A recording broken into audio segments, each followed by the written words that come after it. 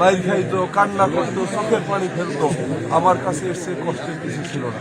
সুতরাং এই অবস্থায় যারা নিছে তাদের লাইবিলিটি নিতে হবে। আগামী দিনে যে যে ওয়ার্ড থেকে আমি ভোট কম পাইছি, যার যার দোষে তাদের পদগুলো মাইনাস হইতে পারে। তারেক রহমানের নির্দেশ একটু আগে আমার একজন ইউনিয়নের সেক্রেটারি তাকে আমি বহিষ্কার করছি এবং পুলিশ দিয়ে গ্রেপ্তার করতে বলছি। পাটিগালঘাটা ইউনিয়ন বিএনপির সেক্রেটারিকে তারেক রহমানের নির্দেশে, সেই নির্দেশ তারেক রহমান বলতে গেছে ওখানে কি ঘটছে, তার জন্য তাকে আমি এখনই বহিষ্কার করছি। কই দাও আমার ফোনটা দাও। এই যে আমি সেইটা আবার কারে পাঠাইছি দেখেন, কালাম ভাই। এখন তাকে বহিষ্কার করেছি।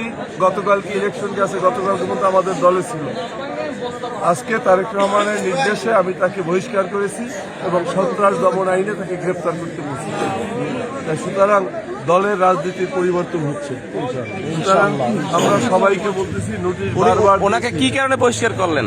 উনি আজকে অনেকের বাড়িতে কিছু অত্যাচার নির্যাতন করছে, সে কারণে আমার কাছে একেবারে আমাদের তারেক রহমানের অফিস থেকে আমাকে নির্দেশনা আসছে ওখানের ঘটনা কি সঠিক তদন্ত করে ব্যবস্থা নিয়ে।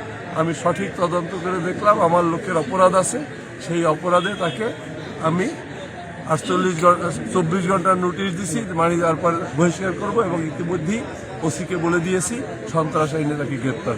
ভবিষ্যতে যদি এরকম কেউ করে, একজনকেও ক্ষমা করা হবে না। এটা কি প্রশ্ন করা লাগে? একজনকেও ক্ষমা করা হবে না। কোনো চাঁদাবাজ, কোনো সন্ত্রাসী, কোনো ধরনের সাংবাদিক, কোনো চাঁদাবাজ, কোনো সন্ত্রাসী, কোনো দখলবাজ, কোনো অন্যায়কারী, অত্যাচারকারী, এলাকায় নির্যাতনকারী, এলাকায় যাকে সবাই ভয় পায়, এইরকম লোক বিএনপি করতে পারবে না। দল করে আদর্শ নিয়ে